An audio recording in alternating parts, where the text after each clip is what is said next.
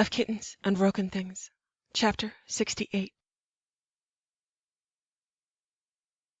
She had intended to be Lal, but the cold reflections of her lost life called forth Kara, and sympathetic magic, and a clear expression of the knowledge and cruelty of this god. Think. This means it can read minds. This means it means to speak to me. Think of the meaning. Repair your heart later. If there is a heart remaining.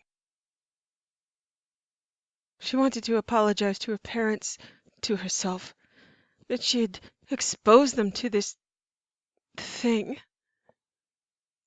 But this thing would hear her.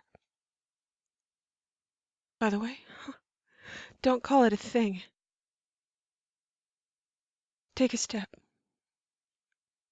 She focused on the peripheral indications of battle, of reminders that people were dying, that she had to move, had to speak, had to pass whatever test lay before her. She had to choose.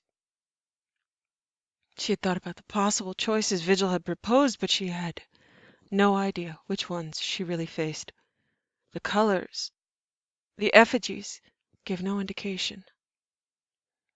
The image of her mother said, "You believe you know what you face."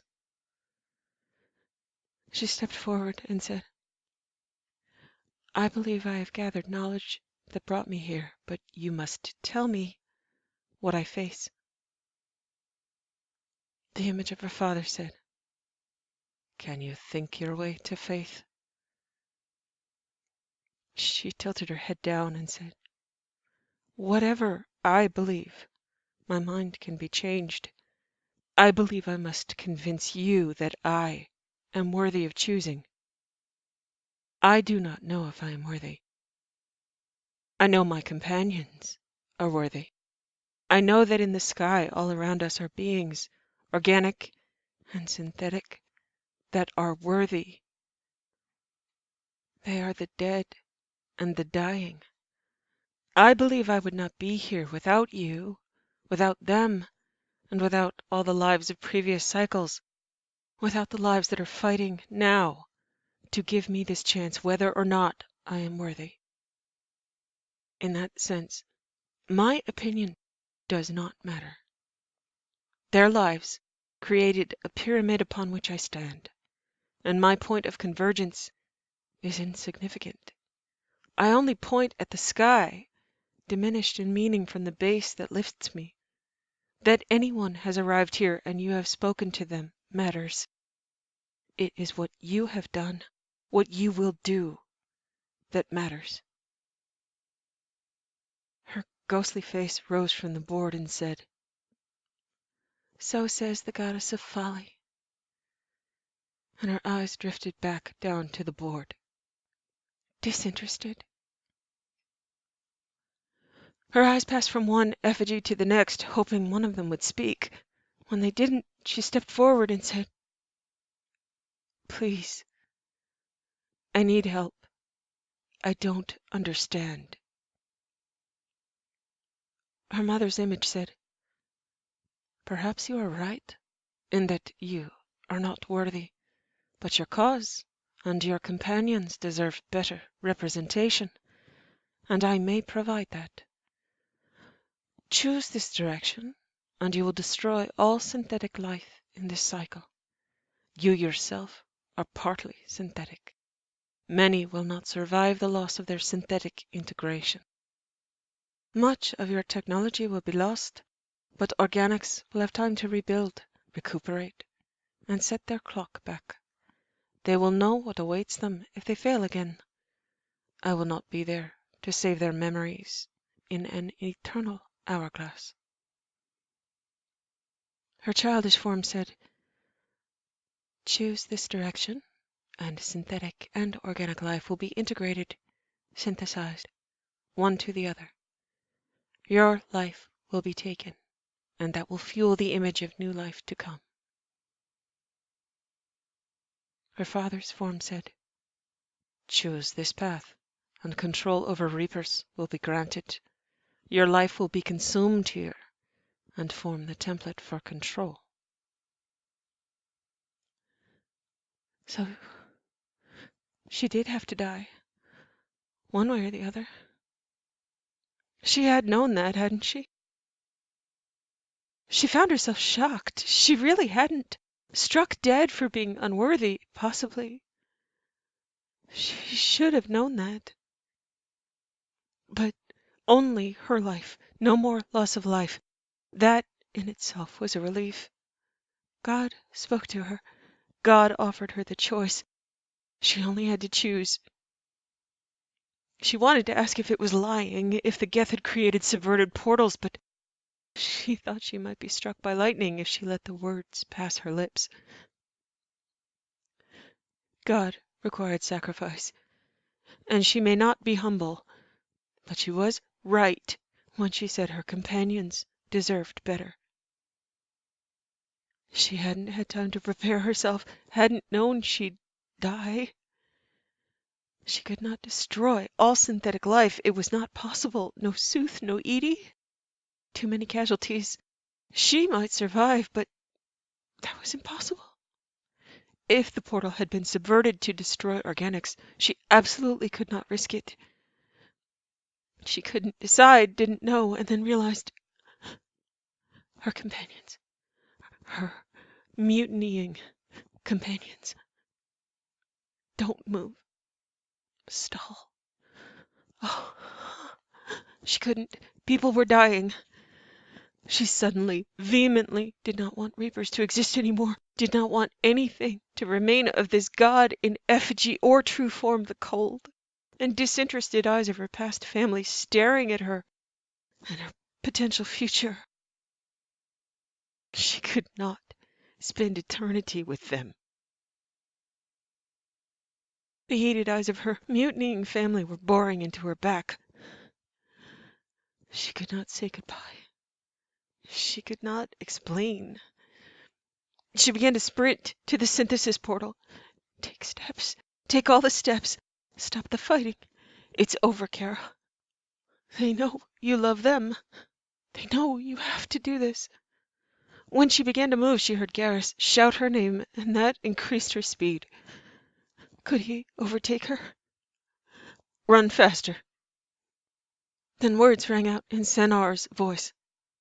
Lassam, KuraiUmmei. Do not move. She did. She held still. She skidded to a sudden halt, the momentum turning her around partly, and she could see Senar striding forward. She felt warm and in the right place until the panic overtook that sensation and she tried to move again, unsuccessfully. Garrus tried to step forward to intercept her, to intercept him, but Senar said without looking back, Hemoris, please stop him, or odds are high that he dies. Russ didn't hesitate, yanked Garrus into a hold with the sudden hum of biotics. Stasis. Senar stepped in front of her, lifted her chin with a fingertip. This is where I leave you, and where you must be brave, Lassam. She ignored the sound of Garrus struggling. Senar, I have to do this. You do not. Someone has to do this. Perhaps you have convinced this god that your companions are indeed worthy, Lassam. I must see if that is true. No, no, I won't let you, Senar. You have Yaset. You have to go back. She tried to stall him. She tried to move. Move. Move. Please. Move. He gave her a look that meant she was woefully ignorant of reality. Lassam, all my work, your bondmate right here, and you believe I would allow you to sacrifice yourself if I could prevent it? Senar, I'm not your responsibility. This is my responsibility. Yes, you are my responsibility. and this is my responsibility because I choose it. I believe there is no better candidate standing here for control than I. She could hear Garrus shouting, Let me go. He's going to send her through. "No, he won't. Then he'll take her with him. No, he won't." Sennar didn't look away, but his smile turned from reassuring to a reflection of how he was perceived. How he should be perceived. He was not hurt by Garrus's reaction or reassured by Russ's. He said to her, "He is afraid for you, but you are safe, Lassan. As of this moment, you no longer need to be Shepard. When I am gone, you will be able to move again. You have done enough. You need only be yourself. Be loved." His palm caressed her cheek.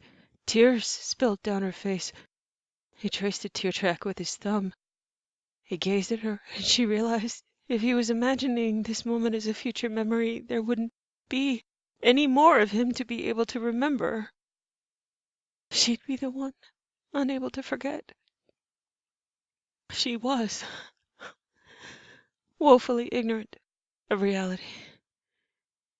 He wouldn't give in. He would not change his mind. She could not argue and win. He had asked her to hold still. He had not asked her to be at peace with holding still once she'd done it. Trying to move was like being in a dream state where she could feel effort and intention expend themselves uselessly. She would be exhausted before she could move if she kept trying. She desperately clung to the idea of this being a dream, and she would wake. Please. No. I'm still back in the medbay, and this is a break from Prothean screams to my greater nightmare. Failure. Loss. Pain. My family. Dying. Again. Everyone's family. Dying again. She told him, "You're a terrible person." His smile was crooked. "This has been established, Lassan. You would no doubt make better choices, but I will make choices in your honor. You gave me back my life. My spirit and my arm are now mine to use because of you. I choose this. Yasset knows he is loved, but please, remind him. He will understand. My son is brave, and he has a strong heart. I leave him behind, but he will always have you." "Erica, by the shores. She's waiting for you." "My wife is brave and has a strong heart. She will always have me, and I will always have her. You know what I wish, Lassan, and what you have promised. Given the choice, I would ever seek you in the sands.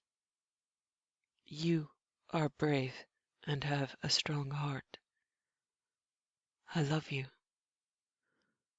One final request from a man about to die.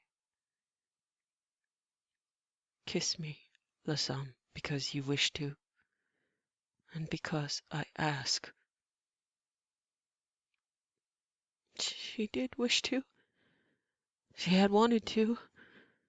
She could move, but only to kiss him, not to move closer to the colored portals with their cold guardians. Her body surged with the ability to do this one thing. His head bowed to hers, his arm around her waist, pulling her up off the ground, held tight to his body. She heard Garrus's keen and barely registered it, except his pain. More pain, everyone's pain. The hum of Russ's renewed stasis and struggle. She hadn't tasted venom before. Now, Senar's lips on hers were her primary focus, an action without context. At the end of his life, seemingly the end of hers. She felt unable to take another step toward life as she could not take a step toward death. There would be no more Senar, no more teasing, no more terrible person, no more terrible purpose.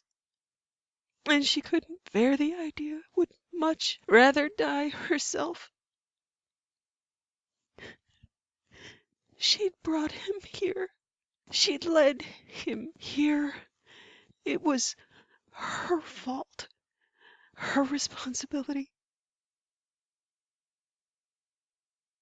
Venom became the stronger component of her internal world, Tiamat having started when she was contemplating his ruin, her ruin, their ruin. Desperation surged, a powerful thing that moved in cross-current to the stunned and still part of her that tore away. Everything else is meaningless as long as his lips stayed on hers. Tight, spiraling dizziness curled through her in familiar and smoky trance. She tried to sway him with the bend of her body, with the brush of her lips, and the touch of her tongue, tried to do the only thing she could do. Kiss him. Then all that remained was that she was kissing him because she loved him, because it was the end of his life, and she only had seconds remaining before he was lost to her. Because she wished to kiss him, because she didn't want to stop, ever. He was hers. He had to listen. He had to stay. Please, please, don't. She had no other path. Just another moment, just another minute, just the kiss. Only the kiss, all she could feel. A thin, detached and racing desperation reached the only conclusion she could come to with all the added variables. She was boxed in. Russ wouldn't let Garrus go. Garrus wouldn't let her go. They would both allow Senar to go. He would go. His final move. Clear. It was his turn. Yeah, the boards turned on each other and the opposing Doyen hijacked. And the final move would be to sacrifice himself. And if she had not convinced this god that she was worthy, that her companions were worthy, they would all die here. Would Senar defile the cathedral? Had she defiled it, or sanctified it? Had her words convinced it that he could take her place, was more worthy? Her mind could not be the only one read here by this thing. Had a vindictive god decided that destroying her was a much more satisfactory outcome than outright killing her, for it to cause her pain that would not end? Please, please don't let him go. It has to be me. Please, I know you can hear me. Please. You're a god. Stop him. Take me. It has to be me. Her arms tightened around his neck as the kiss continued until she knew all the answers. She loved him. He was leaving. She couldn't stop him. She wanted to die. In so many ways. And she would not be permitted to make that choice. His kiss made him worthy of her. That's all she could feel, and the touch of his lips, his breath, the way he murmured her name. Something holy kindled in him, something caught like the flame in a censer, sanctifying. His sacrifice made him worthy. She never had been. Had she? Now she would never know, and he would be gone. She would be broken. He was the one that broke the kiss. He looked down at her, and she saw in his face, in his eyes, in his smile, and felt in the brush of his fingertips on her face that he loved her. He was leaving. She could not stop him. She whispered, "Cheater."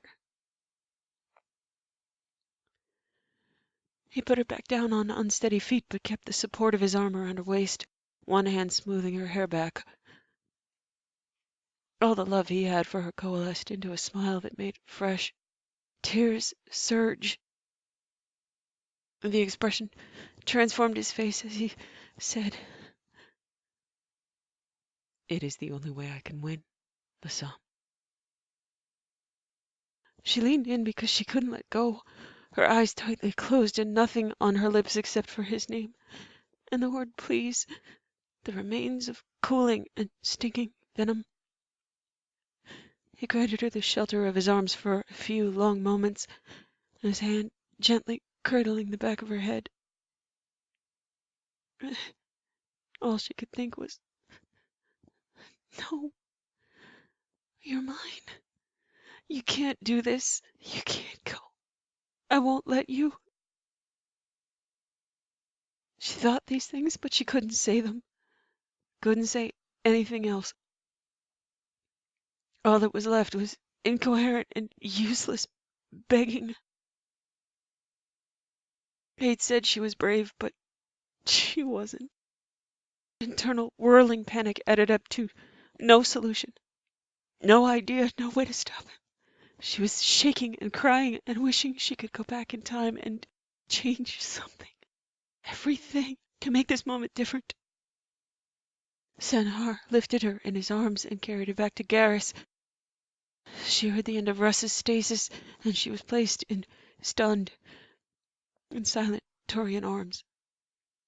Russ's arms remained on Garrus's shoulders, unwilling to let him go in any way that meant Russ would not be able to pull him back, keep him from harm or death. She still couldn't move unless Senhar released her, and he wouldn't. She would not be free to move on her own until he was gone.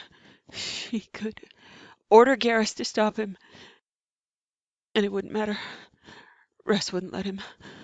What she wanted here, nobody else would allow. She could cause the people she loved to harm each other or defy her, and still Senhar would get his way. Senhar might kill Garrus or Russ or both, as long as she was protected. He had asked Russ to stop Garrus to prevent either of them being harmed. Russ had known Senhar would not take her with him any more than Russ would take Garrus with him. He had understood immediately. They were kin, they were family, and they understood each other in ways Kara and Garrus could not. As of this moment, as Senhar had said, in the moment he had chosen, she was no longer Shepard, and she was loved. Her orders were meaningless. Mutiny had reigned in the final moments. The result of her command had been anarchy and mutiny. Senhar said nothing more, but put his hand under Garrus's fringe for a moment, then did the same with Russ. For a man of customary grim countenance, right now his face was relaxed, loving, and seemingly as welcoming of his fate as the rest of them were rejecting and horror-struck, minds unable to make any move except those that followed their natures. Words couldn't help her. Crying wouldn't help her. She watched. Garrus's arms tightened around her as Sennar tilted his head, smiled at her, turned, and walked calmly into the aura of blue light and was gone. She was too shocked to make a sound, move, or do anything but stare.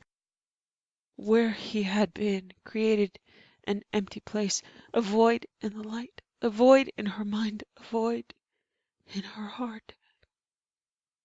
Her last and only prayer to a God that had truly existed had been denied, and it had taken what mattered to her from her